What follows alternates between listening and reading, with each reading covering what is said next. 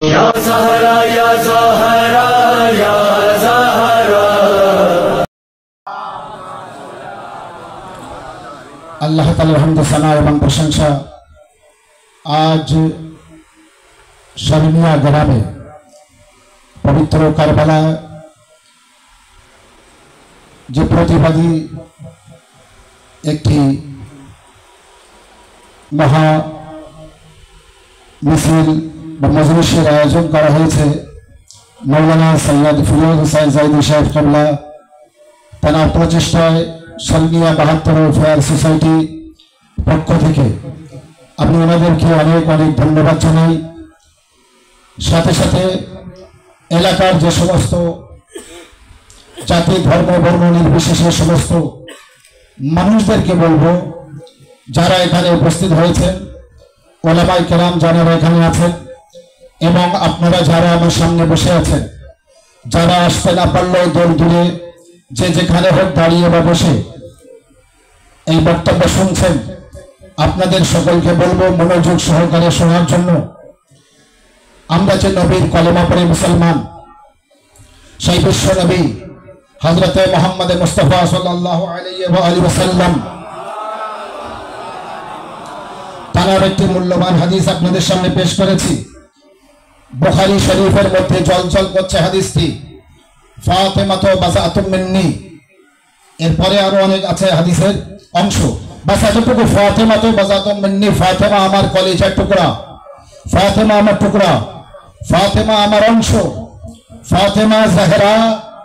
নবী বলেছেন আমার একমাত্র কন্যা ফাতেমা জাহরা, ফাতেমা আমার নয়নমণি, ফাতেমা আমার কলিজার টুকরা, ফাতেমা আমার চোখের জ্যোতি, ফাতেমা এমনই একটি কন্যা আমার কে আমি যখন জান্নাতের খুশবু महसूस করতে চাই তো আমি আমার মেয়ে ফাতেমাকে দেখি, ফাতেমার কপালে চুম্বন দিই। যখন ফাতেমার কপালে চুম্বন দিই তো জান্নাতের খুশবু আমি महसूस করতে পারি, উপভোগ করতে পারি। वो फातिमा জানাকে নবী এত ভালোবাসতেন যে তানাকে দেখলে নবী করিম উঠে দাঁড়াতেন। वो फातिमा জাহরা যিনি জান্নাতের নারীদের সরদারনি, সেই বিশ্ব নবীর মেয়ে, একমাত্র মেয়ে ফাতেমা জাহরার কবর কোথায়? যদি কাউকে বলা হয়, প্রশ্ন করা হয় নবীর মেয়ে মা ফাতেমা জাহরার রওজা কোথায়, তো বিশ্বের কোন মুসলমান মা ফাতেমা জাহরার রওজা দেখাতে পারবে না। লজ্জা করে না? নামে মুসলমান আমি, ছোটখাটো আল্লাহর পীর ওলি আউলিয়াদের মাজার আছে, আল্লাহর ছোটখাটো পীর ওলি আউলিয়াদের রওজা আছে, আর বিশ্ব নবীর মেয়ের রওজা নেই। যদি কেউ জিজ্ঞাসা করে আমাদের বাড়ির পাশে মাওলানা বাগে ঘুমিয়ে আছেন একজন পীরের রওজা আছে, তার কবরের উপরে রওজা করা আছে। সমস্ত অলি গলিতে সামান্য কিছু জানলে তার কবরের উপরে রওজা করা হয়।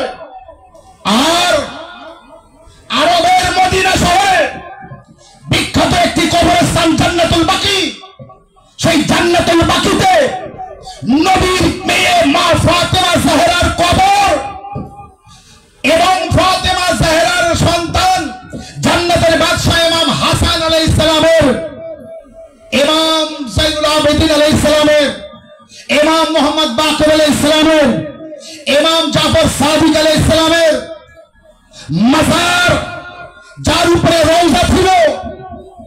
এবং আমাদের নবী যার কলেমা না পড়লে আমরা মুসলমান হতে পারি না, 10,000-এরও বেশি তানার সাহাবীদের কবর ওখানে মাজার ছিল।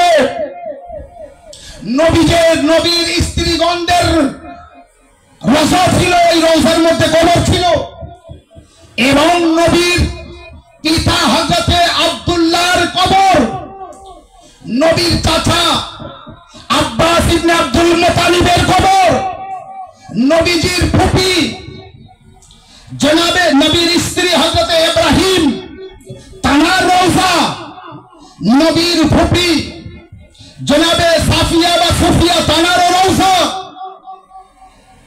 এতজন নবীর বংশের, নবীর আহলে বায়তের, নবীর খানদানের, নবীর সাহাবাদের, নবীর মেয়ের পর্যন্ত কবর যার উপরে রওজা ছিল, ও ইহুদিবাদী দেশ সৌদি আরব ও হাজার আরব ইহুদির সাথে বন্ধুত্ব হয়েছিল। যে ইহুদি বলেছিল, আমি তোর দেশের, তুই একটা আমার কাজ উদ্ধার করে দে, আমি তোর একটা কাজ উদ্ধার করে দেবো। কি না, তোর নামে তোর দেশটি নামকরণ করে দেব। ওর নাম ছিল সৌদ, সৌদের নাম থেকে ওই দেশ করেছিল সৌদিয়া, আর সৌদ ছিল ইহুদি।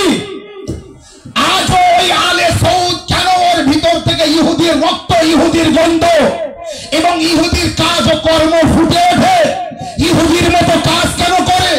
ও ফতোয়া দিয়ে দিল কবরে জিয়ারত করা যাবে না, কবরে মাজারে জিয়ারত করা যাবে না, দর্শন করা যাবে না, রওজা করা যাবে না, ফতোয়া দিয়ে দিল এবং বলল রওজা করলে শিরক হবে, বিদআত হবে, হারাম হবে, গুনাহ হবে। ওই হারামি হারাম খোর আলে সৌদ এই ফতোয়া জারি করলো, আর সেই ফতোয়ার ছেড়ে আব্দুল আজিজ জালিম বাদশার রাজত্বে মুহাম্মদ বিন আব্দুল ওয়াহাব হারাম খোরের নির্দেশে, মালউন লানাতের নির্দেশে নবীর কন্যা মা ফাতেমা জাহরার কবর সহ এই যতটি কবরের উপরে রওজা ছিল, এই সমস্ত রওজাগুলিকে বুলডোজার দিয়ে তারা ভেঙে দিয়েছে, শহীদ করে দিয়েছে। ছোটখাটো মানুষদের রওজা আছে, কিন্তু নবীর মেয়ের কবরের উপরে রওজা নেই। নবীর এতটা সাহাবীর রওজা ভেঙে দিয়েছে, নবীর বাপের রওজা ভেঙে দিয়েছে, নবীর ফুফি, নবীর চাচা, কার কার নাম বলবো, সেই সমস্ত জালিমদের বিরুদ্ধে, যারা নবীর মেয়ের রওজা ভেঙেছে তাদের বিরুদ্ধে আজ সরনিয়া গ্রামে এই প্রতিবাদ সভা, আজ সরনিয়া গ্রামে এই ইহতেজাজি জলসা। সমস্ত জাতি ধর্ম বর্ণ নির্বিশেষে সমস্ত মানুষদের এক হয়ে ওই জালিমদের বিরুদ্ধে রুখে দাঁড়াতে হবে। আজ যদি বিশ্বের কোন ব্যক্তি জালিমের বিরুদ্ধে রুখে দাঁড়িয়েছে, তো আল্লাহর কসম করে বলছি কারবালা ওয়ালারাই রুখে দাঁড়িয়েছে, আহলে বাইতের মাননে ওয়ালারাই রুখে দাঁড়িয়েছে, আলী ওয়ালারা রুখে দাঁড়িয়েছে। 1400 বছর আগে আলী আলাইহিস সালামের নাম থেকে যারা ইহুদিরা ভয় পেত, আজ সেই আলীর সন্তান আলী খানদানি থেকে সমস্ত বিশ্বের ইহুদিরা ভয় পায়, কাফিররা ভয় পায়, সমস্ত ইসলাম বিরোধী আলে সৌদ থেকে ধরে আমেরিকা, ইসরায়েল পর্যন্ত ভয় পায়। আমরা আলীওয়ালা, আমরা কারবালাওয়ালা, আমরা কারবালাকে মানিয়ে স্মরণ করি। তাই আজ আমরা আলে সৌদের বিরুদ্ধে, সেই সৌদির বাদশার বিরুদ্ধে এই প্রতিবাদ সভা করছি এবং ভারত সরকারের কাছে আমাদের অনুরোধ, সৌদিতে যে জান্নাতুল বাকি পবিত্র কবরস্থানের যে কবরগুলি রওজা ছিল, যা ভেঙে ফেলা হয়েছে, ওই ভেঙে ফেলা রওজাগুলিকে পুনরায় নির্মাণ করতে হবে। এই দাবিতে আজ আমাদের এই প্রতিবাদ সভা। এক জালিমদের বিরুদ্ধে রুখে দাঁড়ানো, 2 জান্নাতুল বাকির মাজার পুনরায় নির্মাণ করতে হবে। ইনশাআল্লাহ আমরা যদি লেগে থাকি, আমরা যদি প্রতিবাদ করতে থাকি, একটা জায়গায় একটা করে ঢিল মারতে থাকলে, পাথর ছুটতে থাকলে যেমন পাহাড় হয়, আমাদের এই প্রতিবাদ, সারা বিশ্বের প্রতিবাদ একদিন এক জায়গায় হয়ে ইনশাআল্লাহ জান্নাতুল বাকি পুনরায় নির্মাণ হবে। বলুন ইনশাআল্লাহ। জান্নাতুল বাকি পুনরায় নির্মাণ হবে না, হবে না? পুনরায় নির্মাণ হবে না, হবে না? জোরে আওয়াজ তুলে বলুন লাব্বাইক ইয়া জান্নাতুল বাকি, লাব্বাইক ইয়া জান্নাতুল বাকি, লাব্বাইক ইয়া হুসাইন। ইনশাআল্লাহ আমরা যতদিন বেঁচে থাকবো জালিমদের বিরুদ্ধে এইভাবে আওয়াজ তুলেছিলাম, তুলেছি আর তুলবো। তুলতেই থাকবো। কখন আমরা অত্যাচারীকে জালিমকে মেনে নেইনি আর মেনে নেব না।